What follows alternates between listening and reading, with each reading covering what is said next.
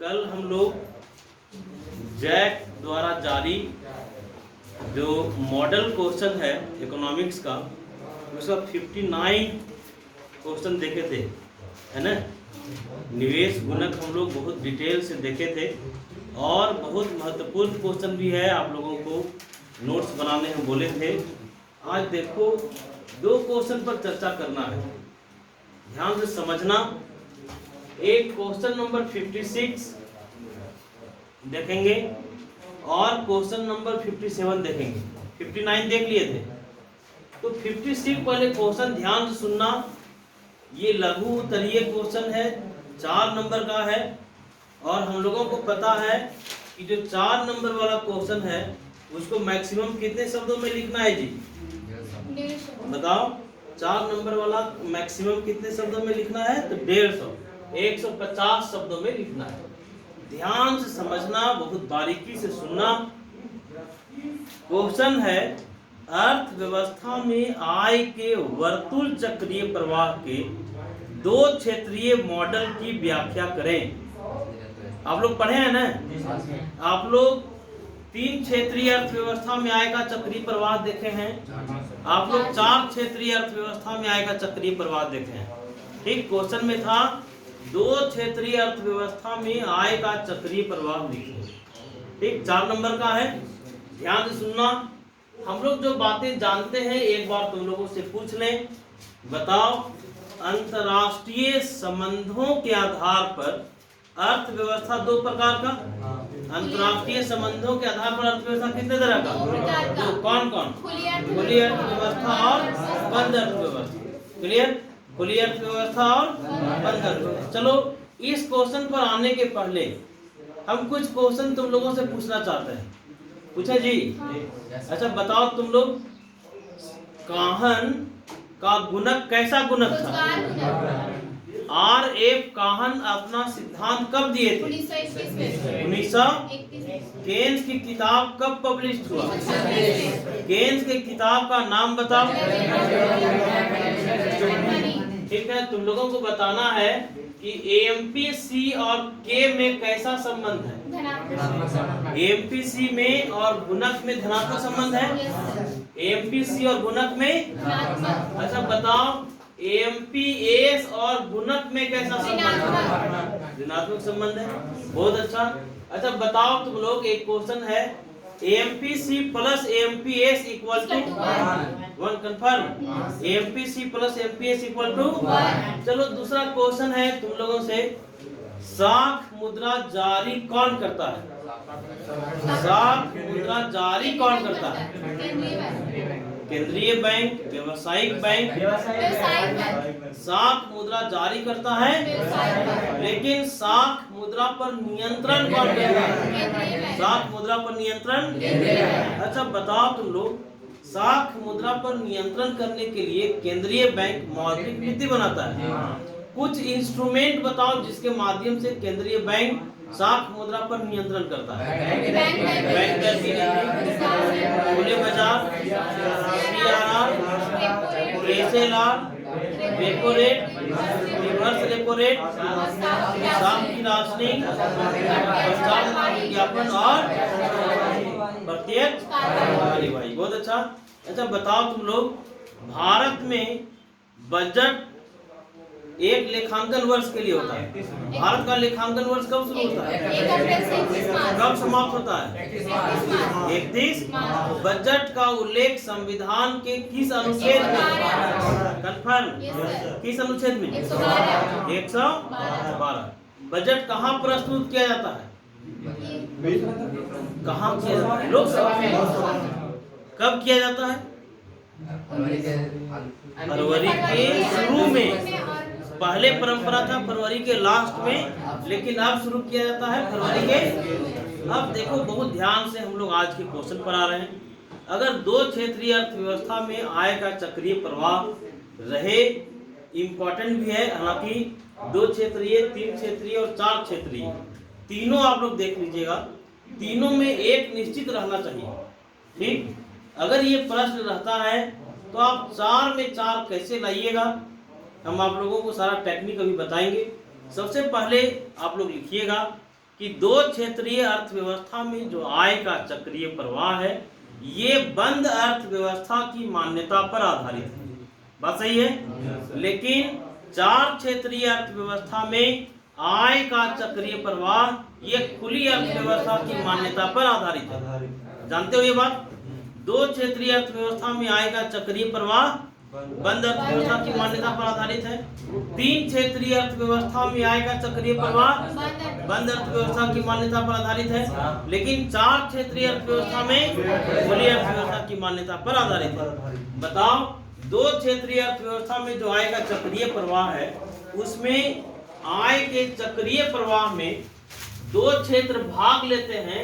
वो दो क्षेत्र कौन कौन से? बिल्कुल सही, परिवार क्षेत्र और दूसरा उत्पादक क्षेत्र। उत्पादक क्षेत्र। देखो, तुम लोगों से बहुत उम्मीद है जी, अच्छा करोगे तुम लोग, हम लोग हमको पता है। लेकिन जो अंतिम समय है अभी जो 10-15 दिन तुम लोगों के पास है, ये तुम लोगों के कैरियर का एकदम निर्णायक समय है। ये 15 दिन का बहुत सदुपयोग करो। जितना क्वेश्चन हम अभी बता रहे हैं वैसे प्रश्नों को एकदम नहीं छोड़ना, बहुत बारीकी से उन प्रश्नों को देखना। तो हम लोग देखें, दो क्षेत्रीय अर्थव्यवस्था में आय का चक्रीय प्रवाह में कौन कौन शामिल होते हैं? परिवार क्षेत्र और उत्पादक क्षेत्र। तुम लोग बताओ, परिवार क्षेत्र के पास क्या रहता है? परिवार क्षेत्र के पास उत्पादन का साधन रहता है। जानते हो ना? परिवार क्षेत्र के पास उत्पादन का साधन रहेगा। ये उत्पादन का साधन किसको देगा बाबू? उत्पादक क्षेत्र। मतलब परिवार क्षेत्र उत्पादन के साधन की पूर्ति करेगा। किसको?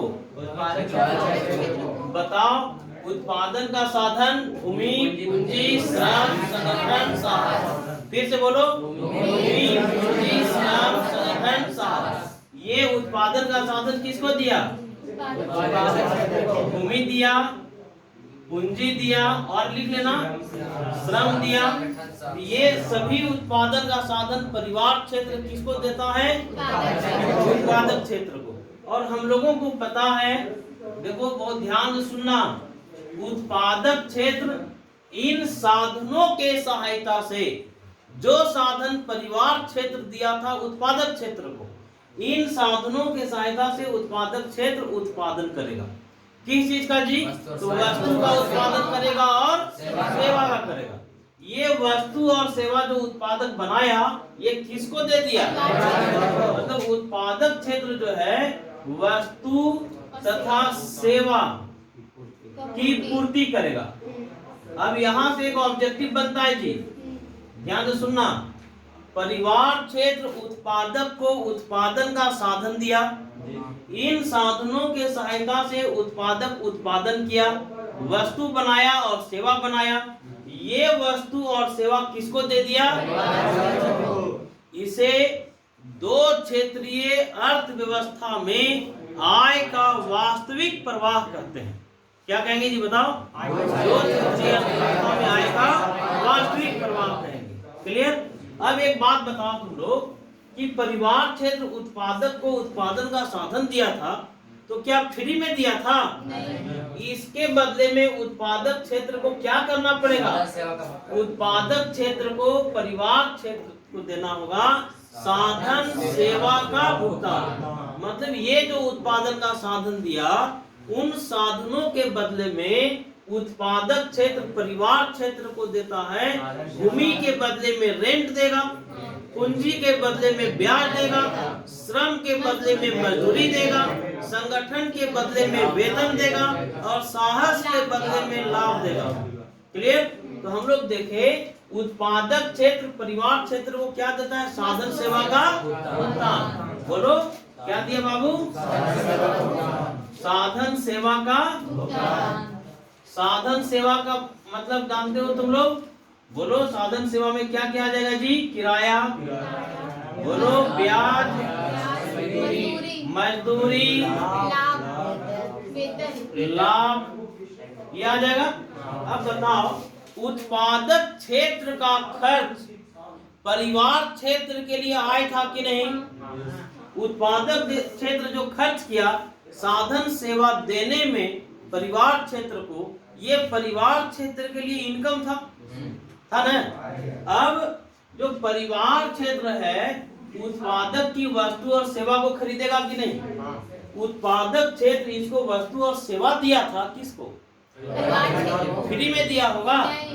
उसके बदले में परिवार क्षेत्र क्या करेगा? वस्तु तथा सेवा का क्रय करेगा जी, सेवा का क्रय। अब बताओ परिवार क्षेत्र का जो खर्च था ये उत्पादक क्षेत्र के लिए इनकम था कि नहीं? परिवार क्षेत्र का खर्च उत्पादक क्षेत्र के लिए इनकम था। अब एक बात सुनना ध्यान से, परिवार क्षेत्र वस्तु और सेवा का क्रय किया उत्पादक से, और उत्पादक क्षेत्र साधन सेवा का भुगतान किया परिवार क्षेत्र। इसे दो क्षेत्रीय अर्थव्यवस्था में आय का मौद्रिक प्रवाह कहते हैं।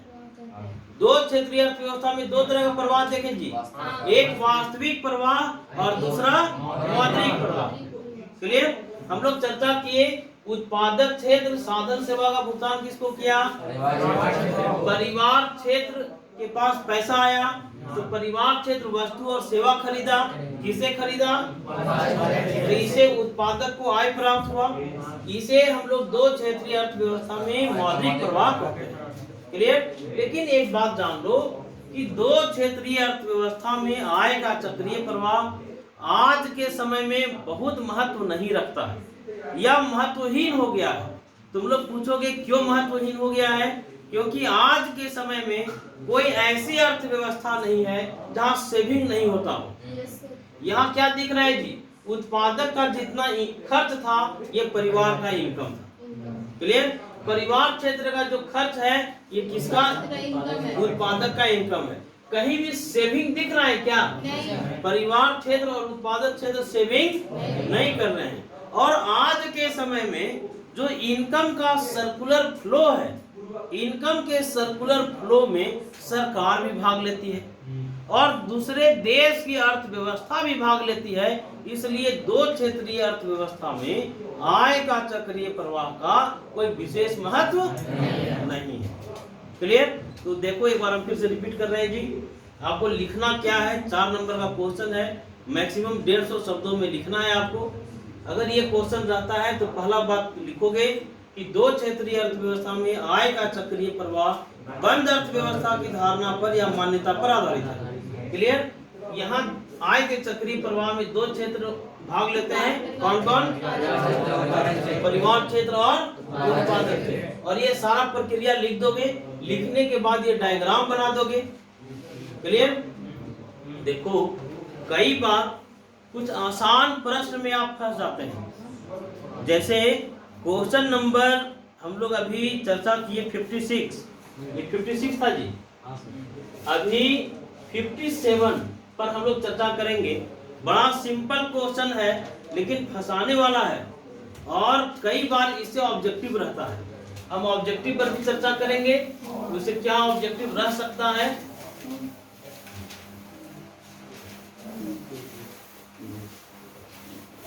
देखो क्वेश्चन है बाबू, मुद्रा के कार्यों की व्याख्या करें। बड़ा सिंपल क्वेश्चन है कि नहीं? लेकिन आपको 4 में 4 नंबर कैसे लाना है वो टेक्निक हम तुम लोगों को बता रहे हैं। ठीक?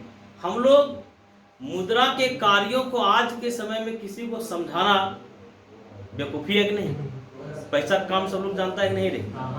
नहीं, पैसा क्या क्या कर सकता है सब लोग जानते हैं। लेकिन एक बार क्वेश्चन पूछा और लोग कंफ्यूज हो गए कि निम्न में से मुद्रा के प्राथमिक कार्य कौन है। ठीक है? निम्न में मुद्रा के प्राथमिक कार्य कौन है, और लोग सही नहीं कर पाए। तो हम लोगों को जानना पड़ेगा नहीं कि मुद्रा का या पैसा का कौन सा काम प्राथमिक काम है, कौन सा काम सहायक काम है, कौन सा काम गत्यात्मक कार्य है मुद्रा का, कौन सा काम मुद्रा का स्थैतिक कार्य है। ये टेक्निकल बात को समझना होगा। मुद्रा के कार्यों को हम लोग मोटे तौर पर दो वर्गों में बांटते हैं। एक प्राथमिक कार्य, ठीक, पहला प्राथमिक कार्य। और यदि प्राथमिक कार्य का मतलब समझे तो प्राथमिक कार्य का मतलब है मुख्य कार्य। क्लियर? मुद्रा के दो प्राथमिक कार्य हैं, पहला विनिमय का माध्यम और मूल्य का मापक। क्लियर? मुद्रा का प्राथमिक कार्य कौन कौन है जी बताओ? विनिमय का माध्यम है ये और मूल्य का मापक। अब बताओ, जो ऑब्जेक्टिव क्वेश्चन तुम लोगों से हम चर्चा किए थे वो सही कर लोगे कि नहीं? निम्न में से मुद्रा के प्राथमिक कार्य हैं तो कौन सा? मूल्य का मापक और विनिमय का माध्यम।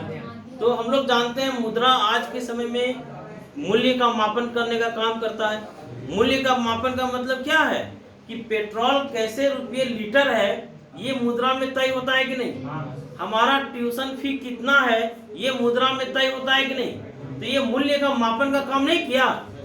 तो मुद्रा मूल्य का मापन का काम करता है और विनिमय हम लोग जानते हैं लेन देन करने का काम करता है। क्लियर? तो मुद्रा का हम लोग काम देख लिए, प्राथमिक कार्य, इसमें दोनों काम मेंशन करना है। कौन कौन काम बाबू बताओ? विनिमय का काम और मूल्य के मापन का काम। अब दूसरा समझना, हम लोग इसमें दो पॉइंट देख लिए, विनिमय का कार्य और मूल्य के मापन का कार्य। अब दूसरा काम क्या था? सहायक कार्य। सहायक कार्य। अब मुद्रा के जितने भी काम तुम लोग जानते हो वे सहायक कार्य की श्रेणी में आ जाएंगे। बताओ सहायक कार्य में क्या क्या आ जाएगा जी? इसमें पहला, पैसा संचय का साधन है कि नहीं? संचय मतलब हम इस साल 8 लाख रुपया कमाए तो 8 लाख में 8 लाख रुपया हम खर्च नहीं कर दिए, कुछ हम फ्यूचर के लिए बचा के रखे, तो ये संचय का, संग्रह का काम करता है। तो हम लोग देख लिए सहायक कार्य में पहला कार्य क्या था जी? संचय का कार्य। और बताओ संचय के कार्य के अलावा मुद्रा कौन सा काम करता होगा? पैसा स्थानांतरण का, धन के स्थानांतरण का काम मुद्रा नहीं करता है। जैसे धन के स्थानांतरण का मतलब है कि हम लोगों की दो तरह की प्रॉपर्टी है, एक चल संपत्ति है, दूसरा अचल संपत्ति है। चल संपत्ति जो चलता है, अचल संपत्ति जैसे मकान, आपका तालाब, ये जमीन, ये अचल संपत्ति है। मान लो किसी का घर जो है जो प्रतापपुर में है और अपना घर वो रांची शिफ्ट करना चाहता है, तो ये संभव है नहीं जी? कैसे नहीं संभव है? हम प्रतापपुर में बेच दिए और रांची में जाके खरीद लिए, तो ये मुद्रा के माध्यम से होगा कि नहीं? तो मुद्रा धन के स्थानांतरण का काम करता है, चल संपत्तियों का भी स्थानांतरण करता है और अचल संपत्तियों का भी स्थानांतरण करता है। चलो बताओ, हम लोग सहायक कार्य में पहला क्या देखे जी? संचय का काम करता है, उसके बाद स्थानांतरण का काम करता है। क्लियर? हम लोग अभी तक देखो प्राथमिक कार्य में दो काम देखे थे, बोलो कौन कौन? विनिमय का कार्य किया और सहायक कार्य में क्या क्या देखे जी? संचय का कार्य किया, स्थानांतरण का कार्य किया। अच्छा, डिस्ट्रीब्यूशन का, बंटवारे का काम मुद्रा नहीं करता है? आज वितरण का काम भी मुद्रा करता है। तो मुद्रा के अनगिनत काम हम लोग देख लिए, लेकिन अगर दो काम और लिख दोगे, खाली कम से कम पॉइंट लिख देना, डील मत करना, तो हमको लगता है कि आपके उत्तर का जो वेट है वो बढ़ जाएगा। क्या काम लिख देना जी? पहला, मुद्रा के दो कार्य और हैं, एक है स्थैतिक कार्य, स्थैतिक कार्य, और दूसरा है गत्यात्मक कार्य, गत्यात्मक कार्य। ठीक, मुद्रा के दो काम और हम लोग देखे, ध्यान से समझना, ये स्थैतिक कार्य क्या है और ये गत्यात्मक कार्य क्या है। स्थैतिक कार्य का मतलब है कि रोजमर्रा का बहुत सारा ऐसा काम है जो हम लोग मुद्रा के माध्यम से करते हैं, या जिस काम से अर्थव्यवस्था में कोई हलचल उत्पन्न नहीं होता है। जैसे विनिमय का काम मुद्रा करता है कि नहीं? लेन देन का काम करता है। मूल्य के मापन का काम मुद्रा करता है। संचय का काम मुद्रा करता है, संग्रहण का काम मुद्रा करता है। ये सभी इसके कैसे काम है? तो स्थैतिक कार्य हैं। इससे अर्थव्यवस्था में कोई हलचल उत्पन्न नहीं होता है। लेकिन एगो काम है बाबू, गत्यात्मक कार्य। इससे अर्थव्यवस्था में क्या होगा? अर्थव्यवस्था में गति उत्पन्न होता है, अर्थव्यवस्था में हलचल उत्पन्न हो जाता है। फिर तुम लोग पूछोगे कि मुद्रा का वह कौन सा काम है जिससे अर्थव्यवस्था में हलचल उत्पन्न होता होगा? वह काम है कि मुद्रा के मात्रा को अगर हम लोग बढ़ाएंगे तो प्राइस लेवल बढ़ जाएगा, नहीं बढ़ेगा? यदि सरकार या केंद्रीय बैंक मुद्रा की मात्रा को बढ़ा देती है, ज्यादा नोट छाप दिया जाए, मुद्रा की पूर्ति को बढ़ा दिया जाए, तो दमों बढ़ेगा कि नहीं? कीमत बढ़ेगा। ये मुद्रा का, जैसे जो मुद्रा कीमतों को बढ़ाने का काम किया, ये मुद्रा का गत्यात्मक कार्य था। एक सिंपल उदाहरण देते हैं। जैसे मान लो मेरी हैसियत है साइकिल में चलने की, मेरी हैसियत है मोटरसाइकिल में चलने की, लेकिन कई बार साख मुद्रा के कारण जो आदमी साइकिल में चलने वाला था वो कार खरीद लिया। अर्थव्यवस्था में हलचल उत्पन्न हुआ नहीं? हमको 20 साल बाद घर बनाना था, लेकिन क्रेडिट मनी के कारण हम आज ही घर बना दिए। सीमेंट का मांग बढ़ गया, छड़ी का मांग बढ़ गया। बोलो अर्थव्यवस्था में हलचल उत्पन्न हुआ जी? तो जो गत्यात्मक कार्य है मुद्रा का, उससे अर्थव्यवस्था में हलचल उत्पन्न होता है, रोजगार में वृद्धि होगा, कीमत में वृद्धि होगा। क्लियर? तो हम लोग मुद्रा के बहुत सारे कार्य देख लिए। मुद्रा के कार्यों को दो वर्गों में बांटे जी, एक प्राथमिक कार्य और दूसरा, जोर से बोलो, प्राथमिक कार्य और प्राथमिक कार्य में कौन कौन? का काम और मूल्य के मानक। सहायक कार्य में क्या क्या देखे रहे? संचय का कार्य, हस्तांतरण का कार्य, वितरण का कार्य। क्लियर? फिर हम लोग जानते हैं मुद्रा साख मुद्रा का आधार है कि नहीं? ये भी काम हो सकता है। फिर हम लोग देखें मुद्रा के कार्यों को दो वर्गों में बांटे। बोलो, एक स्थैतिक कार्य और दूसरा स्थैतिक कार्य। क्या है जी? जिससे अर्थव्यवस्था में कोई हलचल। गत्यात्मक कार्य क्या है? अर्थव्यवस्था में हलचल, अर्थव्यवस्था में हलचल। समझ गए बात?